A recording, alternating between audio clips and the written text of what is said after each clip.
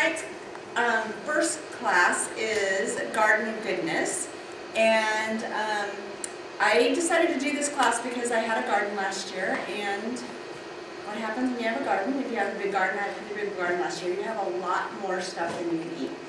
And so I started thinking of ways, besides just zucchini bread or sauteed zucchini. We got tired of that really quick. Started investigating and finding some new ways to cook with things from the garden and things to do with things from the garden. So since we had a class on gardening, we decided to do this one. So I hope you all enjoy it. Okay, I forgot who said this. Somebody. Okay, some may ask, why have a garden when we can buy produce inexpensively? One of the important keys of home production and storage is the acquisition of skills. Sometimes we may be able to buy food inexpensively, but the skills and the intuitive wisdom gained through the gardening and other home production projects are worth more than the time and effort they require. And sustained emergency, basic gardening know-how are invaluable. I love that, because it's not just about, because I actually used to think this, I can just go buy a big can of tomatoes a whole lot cheaper than I can grow them, and it's a whole lot less work. Why don't I just do that? But it's really about learning how to garden, having the tools to do it, having the knowledge to do it, knowing how much to water, how much not to water, knowing what grows in your area, and that really only comes from doing it. Harold B. Lee said, "We renew our counsel and repeat our instructions. Let every Latter-day Saint that has land produce some valuable, essential foodstuff thereon and then preserve it." Almost all the quotes that I found that had to do with garden all went along with preserving it. It's not just growing it, it's learning how to preserve it. So tonight's class, we're going to be covering a whole bunch of that. One of the ways, and the easiest way obviously, of things from your garden, and the best way, is just to eat it fresh out of the garden. I love this little baby that's chewing on the strawberry. They're just so fresh and good and haven't been refrigerated. It's all nice and tender and juicy. Or having some salad that you grew from your garden. Some of the cilantro I used tonight and the lettuce that I had in my salad last night were from my garden. And I just love being able to go out and pick it. I feel like a little, farmer's wife or something. So it's just a great way to be able to incorporate it. And eating fresh is the best way. But lots of times your garden runneth over, and you have more than you can eat on a fresh day-to-day basis. And you might have lots of things on a day-to-day basis. In fact, I think it was you last year, that pulled his tomato plants out because he was like sick of canning his tomato plants. They were still producing, he was like done, because he'd already gotten so many. So you get a lot, and sometimes you feel like you've got zucchini coming out of your ears. Don't you love that picture? It's amazing what you can find. Okay, and you are give it away, but pretty soon your friends are like, don't come to my house anymore. You bring it to church, it just sits there, no one takes it because they're all sick of it too. So tonight's class is going to give you hopefully a whole bunch of ideas, not just tonight's class, but the handout that will be up on the website and that you'll get via email. Has pages and pages of recipes that I have not gotten to. When I got the book last year, I was dieting and couldn't eat any of it. And then zucchini wasn't in season anymore, and tomatoes they're just not so good out of the grocery store. So I've been waiting, I'm getting my garden in so I can start using them. All right, one way that you can deal with your extras out of your garden is by dehydrating, and that's next month's class. We're going to be doing 2 classes next month, both have to do with dehydrated foods. One of them is dehydrating itself, and the other one is using dried foods. Freeze-dried, dehydrated, regular dried foods, using it, how to use that, and how to make it work for you. Last year, this is all from my garden last year. Zucchini is one thing you can freeze it, but it's really not that great frozen. And canned zucchini is just like mush, it's disgusting. But dehydrated zucchini is great, and you can, all winter long, I could just throw it into whatever I was making. It was already cut up, it was already parboiled, it was already partially cooked. I could throw it in and it would cook really fast, and it was really fun, and it looks beautiful in the jars. I just have it sitting on my kitchen counter. So we're going to learn next month how to do a whole variety of stuff, fruits, vegetables, granola, beef jerky, all different kinds of stuff, and you learn how to dehydrate. Another way, in the second part of our class tonight, is learning how to can your stuff. And I also started canning last year. It was one of the, well, I've been canning meats. The meats that are up here are all my meats. The tomatoes are mine, and the other two are from Anita. And it just is a great way to be able to put up, you know, some of your stuff so that it's another way to preserve. And it's great because it's already cooked, it's already wet, you don't have to add any water to it. The only problem is, you know, earthquakes, which, you know, you have to think about here. Okay, another way that you can save your produce from fresh is to freeze it. And I actually had forgotten about this. I was talking to Anita and she's like, well, I usually freeze my stuff. I'm like, I didn't think about that. Freezing, did you know this? This is from the, I forgot which, that's not the FDA, it's somebody else. But they said that frozen fruits and vegetables store indefinitely. But they lose taste and texture the longer that they're stored. Fruits and vegetables, they optimally to store them in the freezer, if you have them stored, you know, so they don't get freezer burn, is 8 to 12 months. So that's still pretty long to store your fruits and vegetables. And it's like all, you know, from the last summer before, you can still be using them up. Make sure you store them in airtight containers, and you'll see that I have a variety of things. These are just stored in freezer bags. If you're going to be using it fairly quickly, freezer bags are fine. They're not that thick unless you double them up to leave them long term. You can Ziploc, not Ziploc, what do you call that? Vacuum seal. Vacuum seal, there you go. You can vacuum seal them. That gets all the air out. They'll store better that way. Or, you know, this is just in a regular freezer bag too. Some freezing tips. Number one, if you're, especially fruits, well, these are fruits, freeze-dried fruits, wash them, trim them if there's any, you know, stems or anything you want to take them off, and then you put them in one layer on a cookie sheet and stick them in your freezer until they're frozen, and then you can put them in whatever you're going to put them in. Otherwise, if you just put them in fresh, they just all get into one little brick. Not that useful, unless it's going to be like a big popsicle. So it's really easy. My mom and dad used to have boysenberry bushes, and this is what we would do with them because, you know, those are really squishy. But if you froze them all first, then you could stick them in bags and just pull out how many you needed. It worked really well. For vegetables, most vegetables, almost all of them, you're going to want to wash and trim just like we talked about first. And then you're going to want to blanch them. That means putting them in boiling water for, it's on average about 4 minutes, 2 to 4 minutes, depending on what the vegetable is, and then put them in a cold water bath, ice water bath, to stop the freezing process. And I don't know how many of you know this, and most restaurants, high-end restaurants especially, that use fresh vegetables, this is how they do their vegetables. They blanch them and get them cold so that way they keep their color. So when they cook them, they cook faster and they keep their color. Blanching helps to preserve vitamins, it brightens the colors, and it keeps the vegetables from becoming tough. And I'm really just cooking on a normal basis when you cook them. If you blanch them first, they will stay green like they do in the restaurants and not get all, like green beans won't turn all kind of browny, olivey green. They'll stay that nice bright green color. All right, there are drawbacks to freezing your vegetables. Number one, they take up a lot of space. Look at this freezer. It's full of fruits that are frozen. That doesn't even include what's on the bottom, which she knows what's down there. But another thing is, if your power goes out, you're going to very quickly use all those fruits and vegetables. Now you could, if you had a way to power up your dehydrator, you could take that frozen stuff and dehydrate it, at least some of it. But not very much of it, and that's only if you had another source of power.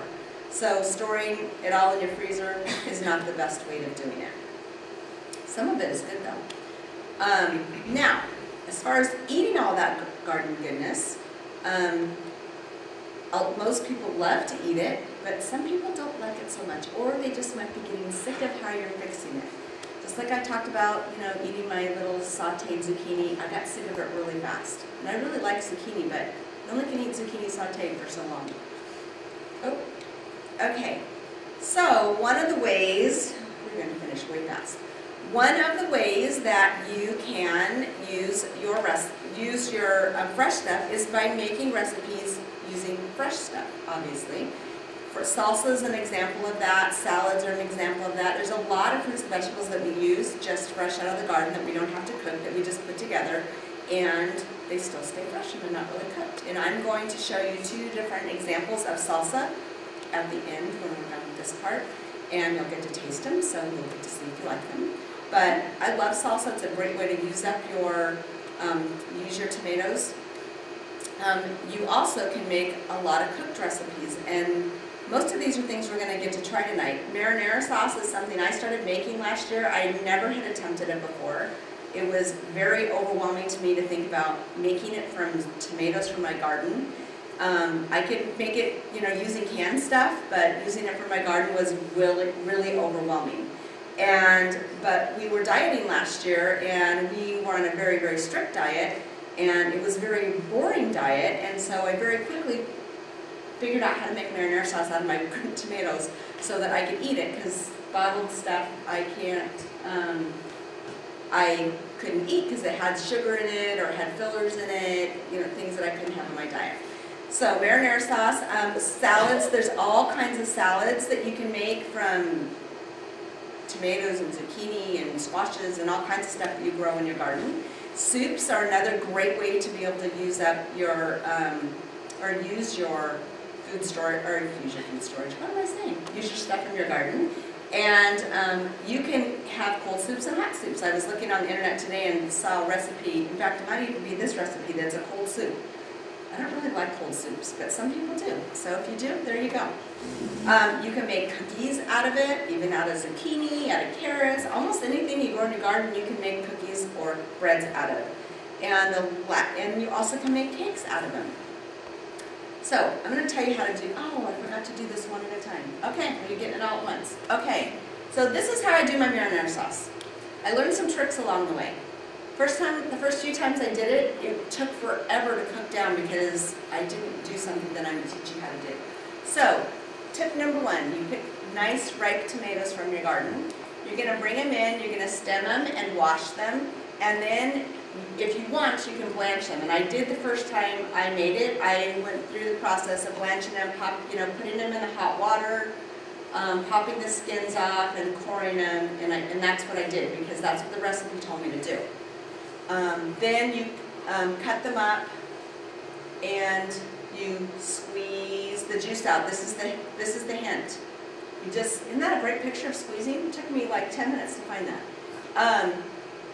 I just cut mine in half actually and just hold it over the sink and squeeze all the extra juice out. And you think your marinara sauce might be dry by doing that, but believe me, there's still plenty of juice left in your tomatoes. And especially if you're using these kind of tomatoes, regular tomatoes, versus Roma tomatoes, which have a little bit less juice in them, you can do that. Some people like they're seeded. I didn't really care if it had seeds in it or not. You can't see it in the salsa. So do you squeeze them before you blanch them, or after you blanch them?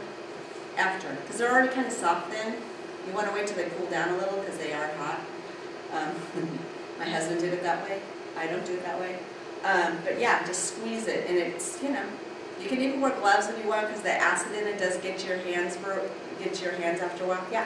Save the juice and can it to drink. You do. That's true. Down See, the now be drain. smart. Saving the juice and you can can it, which I didn't do, and that would be a better idea. So that's a better idea than I had. I didn't do that. Okay. If you don't want to go through all this, or it happens to be like winter time and you can't get fresh tomatoes that taste good, you can get them at the store, but they don't taste very good. You can use canned tomatoes. And the marinara sauce I made for you tonight, because my tomatoes aren't ripe in my garden yet. In fact, I don't have any tomatoes yet. I just have blossoms. I just got a big number 10 can of cut up tomatoes. It was like $3. It's really cheap. And drained it, and then dumped it in. And we're going to see the next what I did. But, okay. So, more marinara. I just dumped it in my crock pot. Now, you don't have to do it in a crock pot. You can do it in a pot on a stove. You just have to watch it more. But it does cook a little bit faster, not in the crock pot, because it just boils off it steams off more of the juice faster, if that makes sense. Then you add spices. In my marinara sauce recipe, which you have in your packets, I don't use any fresh stuff in it. I didn't use fresh tomato or fresh onions. I didn't use fresh garlic. I used all stuff that was either powdered or dried. And the reason I did was because when I was doing the diet, it just limited it. But to me, it was more food storage wise to do that. Unless you're growing your own garlic and your own onions, and then you can just use fresh if you want. But fresher, not fresh. Okay. It cooks for about 6 hours. You can cook it anywhere from 6 to 18 hours. It just depends on how juicy it is. Yeah? Do you leave the lid on or off? I left the lid on. It's really better if you leave it on and leave it a little bit ajar so the steam can come out faster. I cooked the one that we're using tonight for about, oh gosh, it probably was 15 hours because I just kept turning. I first did it on high and then I turned it down to low. And I left it in really long, like it was really concentrated. It went in half. It went in half. That made a lot of sense, didn't it? But it reduced down to half. And so it was really concentrated, a little bit too concentrated. It would have been better to add some water into it. I do notice that when I'm using just tomatoes, that the marinara sauce isn't thick enough for me. So I will add a little can of tomato paste to mine and some water, and it just evens out the consistency a little bit. But the marinara sauce tastes great just the way it is. You don't have to do the tomato paste. Just depends on what you like to do. So then you can put it on pasta, or or you can freeze it, which is mostly what I do with my marinara sauce. I just get some, Gladware containers or, the little plastic kind, put it in and freeze it, make sure I write on it and put the date on it, and it just goes in my freezer. And another hint is freeze it in a size that's a usable size for your family. If you put it in a big container, there's only 2 of you, you're going to probably waste half of it when you take it out and defrost it. Plus it takes longer to defrost. So I just do it in, I did it in like 4-cup containers because that's about what we use for 3 of us for dinner.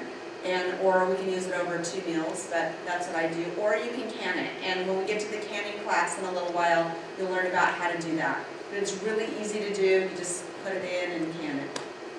Is there a question? No? Okay. All right. We're so going to finish early. All right, a couple more things. In a few minutes, I'm going to show you how to make salsa. And then you're going to get to taste a whole bunch of delicious things. So on the tasting table tonight, we have, I forgot what this is, curry corn zucchini salad. There's a potato, zucchini, parsley soup. There's a blackberry zucchini bread, some carrot zucchini cookies. There's cake that's made with, this is the coolest thing, okay. You probably have seen these before, but I saw somebody do it one time and I was so intrigued. You take a whole jar of any kind of fruit that you want, or you can just use 2 cans. And you kind of blend it up, and then you add all this cake ingredients to it, and you bake it into a cake. It's so easy. And it's a really good way to use your older fruit that you might not want to just eat fresh, but it tastes great in your cake. And so you're going to get to try some of that tonight too. We were calling it dump cake, but when I looked it up on the internet, dump cake is more the kind of stuff that you put in, like Dutch ovens, has the fruit on the bottom, the cake mix, that's dump cake. This is any old bottle of fruit cake. So, and then another thing that I needed to try, and I demonstrated this last year, how to do it, and I know you're going to think this sounds disgusting, because I thought it sounded disgusting, but it's really good. It's apple pie, it's like mock apple pie made from zucchini. You know how you get those big zucchini in your gardens that just grow, you know how they got there, they weren't there the day before, but the next day they're this big?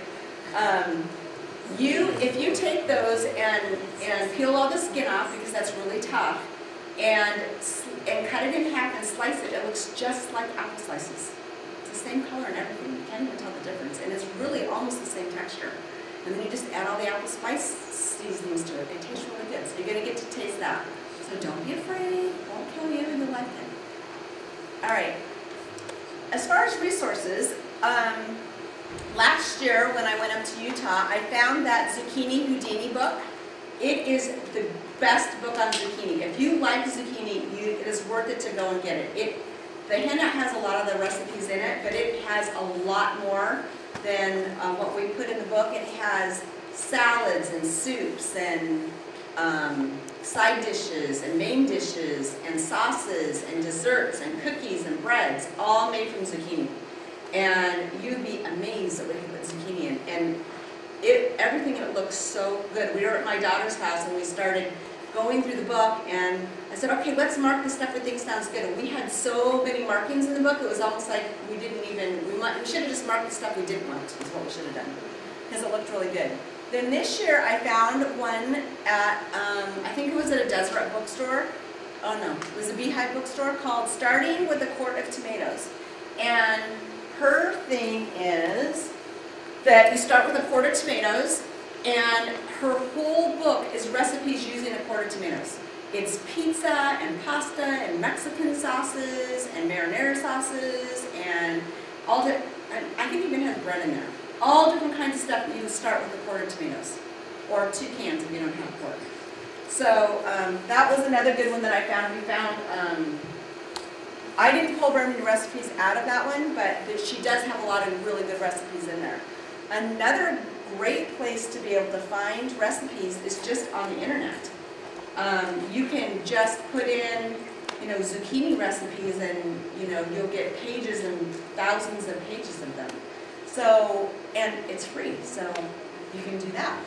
But there's a lot of websites. Everydayfoodstorage.net had a bunch of recipes that I got from there. And I can't even remember some of the other ones, but there's a lot of them, and it really doesn't take any looking at all to be able to do that. You also, of course, can go on my website. We will have all the recipes up there. All the recipes from the canning classes and all that will all be up on the website. And it has all those things I just told you about before. Those are all the things, we have recipes for all those in the handout this time. This handout, we concentrated on zucchini, tomatoes, and squash. Different, not well, zucchini is a squash, I know that sounds dumb. But, okay, zucchini and different kinds of squashes. And so there's a bunch of recipes that have to do with other squashes other than zucchini. Not that you couldn't use zucchini, because you could. But that's what we decided to do. And, of course, there's family recipes, too. And there's things, zucchini is one of those kinds of things that's kind of got a really mild flavor that you can really sneak in a lot of things that your family won't even know, especially if you grate it, or when we got married, we had a carrot cake, and she ground the carrots up in the blender and then drained them, so you didn't get any chunks or any slices or anything of carrots. It was just the carrot flavor, so it was more evenly dispersed. There's a lot of different ways that you can use it. Do any of you have any great recipes that you'd like to share with us? Because I would love to add them to the handout. So if you have them, email them to me and we'll add them in, because that would be great. And I want to offer a big thanks. I had 3 people that helped do all the typing for all the recipes this time. And I'm not mentioning your names because I hate it when people mention my names when I help, because I just like to help. But just a huge thanks to those of you that helped, because you would not be getting recipes right now, because I've been really busy. So thanks, thanks, thanks. Marion G. Romney said, I do not want to be a calamity howler. I don't know in detail what's going to happen in the future. I know that the prophets, I know what the prophets have predicted. We will see the day when we will live on what we produce. That's kind of a scary thought, especially if you're not a good gardener yet, that you're going to live off what you produce. But this family's getting to eat really good. I originally I put a picture up here of, somebody of empty store shelves of, going in and not finding anything on the shelf, but that seemed a little scary to me. I liked the other flip side of it, when you can look at the positive things that you can do. You can garden, you can grow your own produce, you can learn what grows well here, and you can learn to grow what your family eats, because it really doesn't do you any good to grow beets if no one in your family likes them. Why bother? Unless you just want to give them away because your neighbor really likes them. Spencer W. Kimball said, the little garden and the few trees are valuable. I remember when sisters used to say, well, but we could buy it at the store a lot cheaper than we can put it up. But that isn't quite the answer, because there will come a time when there isn't a store. That was only in 1974. That has not happened yet. So at some point, we're not going to be able to go to the store and get our food. So learn to grow. We have basic food storage. Our gardening is such a great way to supplement that, to be able to give you fresh things, to be able to expand what you can make with your food storage, to be able to make sauces for your pasta and your rice, and to be able to add lots of nutrition. So hopefully you're all gardening. How many of you have gardens this year? Okay, like half of you. Okay, my garden's not in the ground yet, but my plants are growing. So I'm hoping to get mine in this weekend. I love gardening, and I love the satisfaction I get from gardening, and I love being able to go out and pick things and come in and be able to make a meal from it. There's something so satisfying in that. And it's even funner, I know you love that word, it's even funner for me when I'm able to also put that up. Last year I dehydrated a lot of tomatoes, and I gave some to one of my friends, and I was over her house this week, and she said, Debbie, you know those tomatoes you gave me? She said, she made something for dinner, and she didn't have any fresh tomatoes, and so she put that in it, and she said it was so good. When you dehydrate it, it concentrates the sugar, and the flavor, it's more intense. It's so good, and they're so fun. You even can rehydrate them. I'll show you next month. You can take a slice of tomato and put it in some water, and it rehydrates enough that you can put it on a sandwich or a hamburger or something. It's amazing. So you can do it. I did some slices, and I did some that were kind of ground up. So your garden is just such a valuable tool, and not just gardening. I mean, you can go, watch sales. I don't think she's in here. Sister Sherman, her and her husband really got into dehydrating, and she just really watches the sales. She was telling us a couple weeks ago, she found onions that were like 10 pounds for $1, and she dehydrated them, which you don't do in the house. And well, you can. Your house is going to smell like onions for like 2 months, and you might have to wash your curtains because they might keep the smell. So really, outside's better. And I mean, you can dehydrate all kinds of stuff, but it doesn't always just have to be fresh. Tonight's class is about fresh. So hopefully, you're gonna be able to take. Look, we're done already. You're gonna be able to take everything you learned tonight, and you're gonna be able to go home and realize, I can make more than zucchini bread and sauteed zucchini with my zucchini. And you won't have to give so much away because you'll be either preserving it or you'll be making a lot of different things with it. Okay, the last thing is about practicing. Even if all you have is one container of tomatoes, that gives you something to start practicing with. It's giving you gardening skills to practice with. It's giving you how to cook with it, maybe how to preserve with it if you have a really tomato plant that's producing a lot of tomatoes and there's only one of you. So you need to practice your gardening. And when you do that, you'll find what you like, what you don't like, what grows well, what doesn't grow well, which kinds of tomatoes grow well here, which split, which don't split, because they all do things a little bit differently. And asking around to friends that are really good gardeners, like calling John Manry on the phone and saying, hey, I have this happening, what do you do? I have this bug, what do you do? So, finding some people that are more experts in that can help you through the bumpy spots is a great thing to do.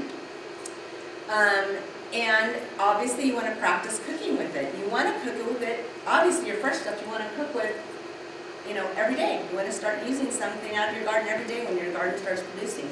So that you can practice, you can try out some of those recipes that you're going to be getting and see which ones your family likes. Anita was telling me that she made the curry salad and the soup. And she said that the curry salad had too much curry for her family. And I said, yeah, I'm not really a big curry fan either, but a lot of people really like curry. So if you get a salad or something that's got curry in it, you don't really like curry, either leave it out or just put a little bit in and play with it. The same thing with the soup. I can't remember something that they didn't like about the soup, but it was something you could really easily, just a spice that you could add or omit to be able to make it taste good. So practicing is really good. Practicing your canning, taking it and learning how to can. Canning isn't hard. I taught a class last night down in Canning Country, and I was talking about teaching this class tonight, and one of the ladies came up and said that she had gone to schooling to do something, I can't remember, but she'd gone through all the schooling where she learned all about botulism and all the problems that can happen if you don't process your food. So because of that, she's really scared about using pressure canner, which are things that you do because they might get botulism. And I said, oh, you should come to the class because you're going to learn all the tricks. But as long as you're canning safely, you're following the directions, your stuff is going to be fine, and it's a great way to put up your stuff.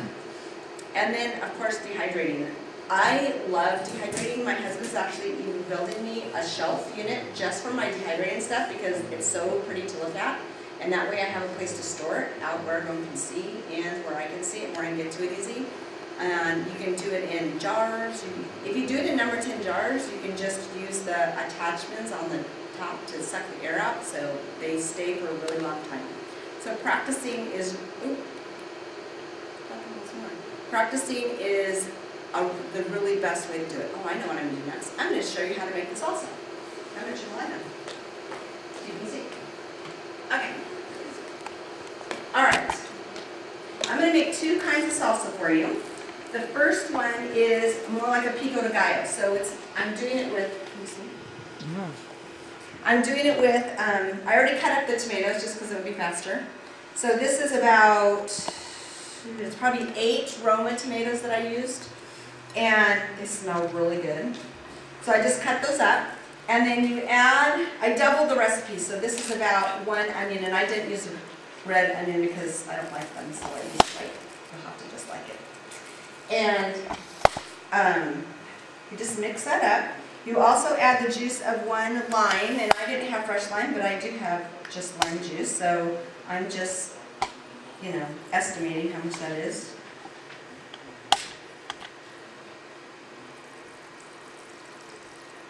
That'll just keep it, I don't really like a lot of lime juice in my salsas, I don't know, do you guys all like lime juice in yours? They do it because it helps keep everything pretty colors, but I don't really like that much in it. Okay.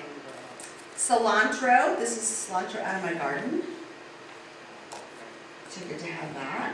And then the recipe says that you can use or not use cumin. I love cumin in my Mexican food. It is like my favorite spice. It smells so delicious. So I'm putting a teaspoon of that in it. And then I'm also, this is my hand. Okay, let's talk about peppers for a minute. I personally am sensitive to them. My husband can cut up habanero peppers, no problem. Not me. I can't even come in the house when he's cutting them up. So, this recipe used, what kind did it use? Oh, you don't even have this recipe on your thing. So this one has 1 jalapeno and 1 serrano pepper. And when you're making salsas, how many of you make salsa? So a few of you. Salsa is really easy to make. It tastes so good. Okay, so I'm putting on nice little rubber gloves so that I don't get any pepper juice on me. So I already, I cut the ends off, and oh, we should make it go big. Can you make it go big out there? Do you have the thing?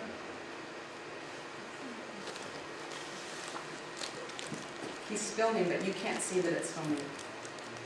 Okay, so I have, this is a jalapeno and this is a serrano. Aren't you impressed? I know the difference. They look the same from the outside. And I just cut them open and ran them under the cold water and pulled the seeds out of the middle. That's the easiest way to do it.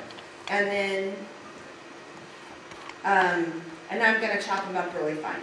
So I'm going to do that for you, but if you leave the seeds in, it will be hotter. And that's how you're going to adjust the heat of your salsa, is just by, if you're leaving the seeds in or not leaving the seeds in, the kind of peppers that you use.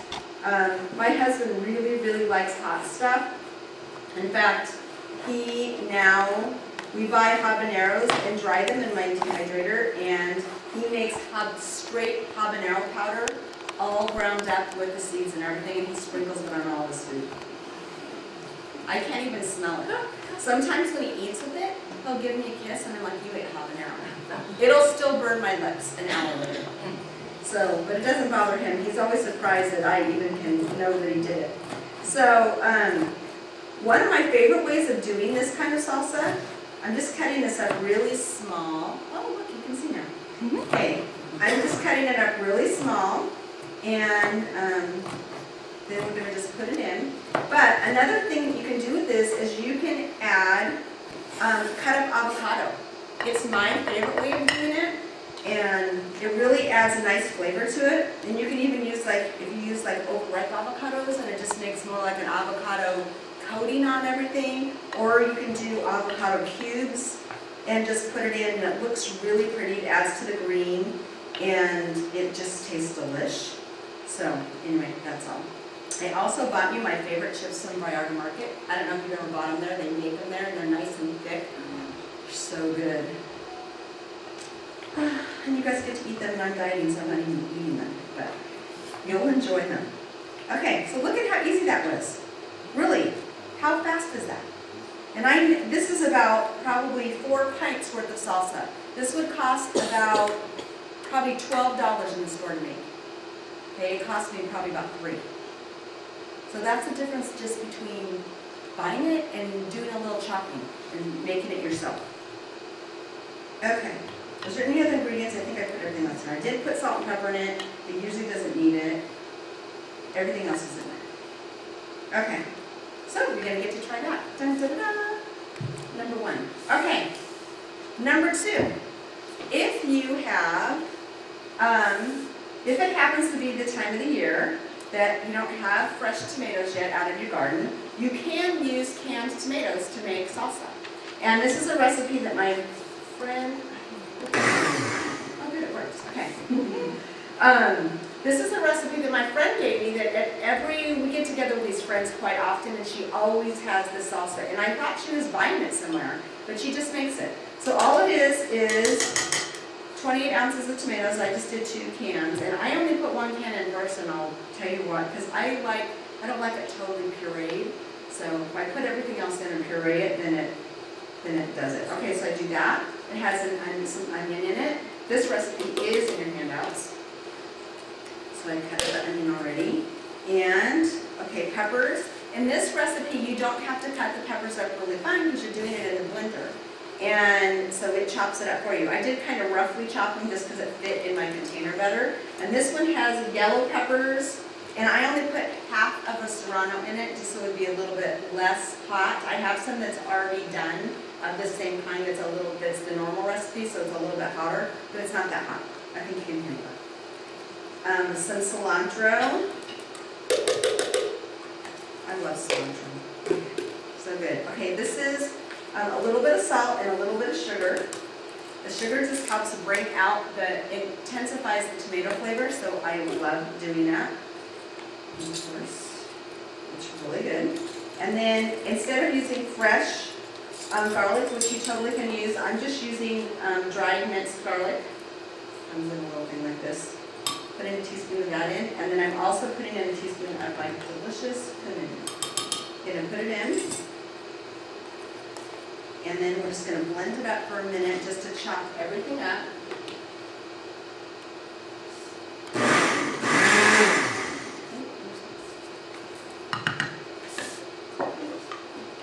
She drained it really, really good. If you like your salt, my family likes their salsa kind of dry. They don't like it really wet. So add it.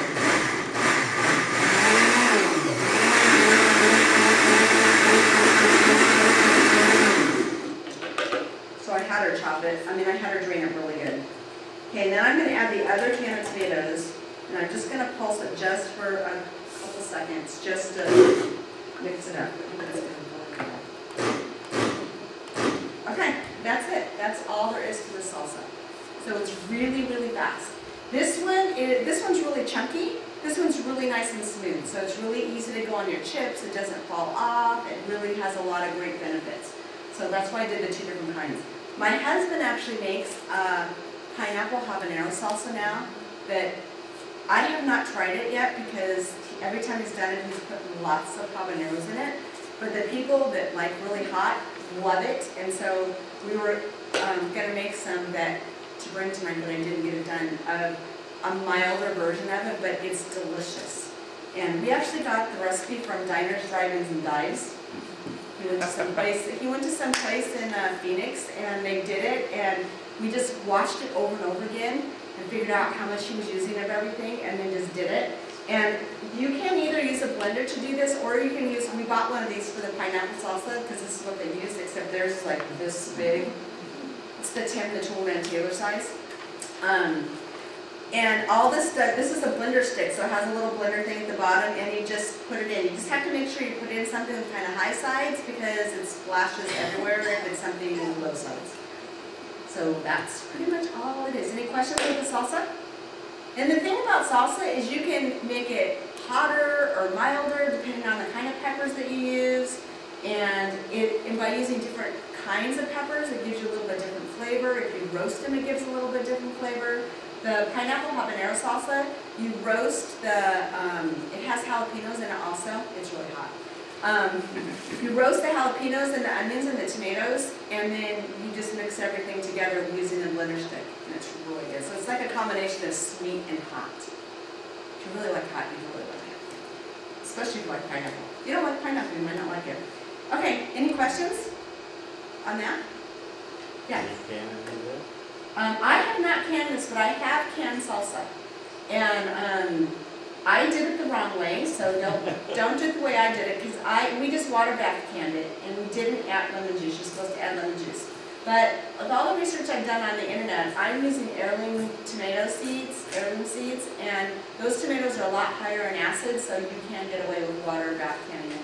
Or you can can them in your pressure canner, and it just goes a lot faster if you do it that way. And probably Rebecca, when she comes, she can talk to you about that. I don't know if she's done salsa, but she knows how to can everything. So, any other questions about salsa or anything else? No? Okay, look, I'm so ahead of schedule today. Okay, so we are going to. Did we have a blessing on the food at the open prayer? We didn't. No, we did. We didn't. No, we didn't. Okay, does someone want to do a blessing on the food, and then we can eat and visit, and we'll set it for the next class.